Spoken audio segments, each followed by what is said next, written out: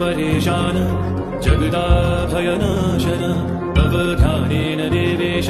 मृत्यु प्राप्नोति जीवति वन्दे ईशानदेवाय नमस्तस्मै पिनाकिने आदिमध्यान्तरूपाय मृत्युनाशं करोतु मे नमस्तस्मै भगवते कैलासाचलवासिने नमो ब्रह्मोन्द्ररूपाय मृत्युनाशं करोतु मे त्र्यम्बकाय नमस्तुभ्यं पञ्चस्याय नमो नमः नमो दोदण्डजापाय मम मृत्युं विनाशय नमोर्धेन्दुस्वरूपाय नमो दिग्वसनाय च नमो भक्तात्रिहन्त्रे च मम मृत्युं विनाशय एवं मृत्युविनाशनं भयहरं साम्राज्य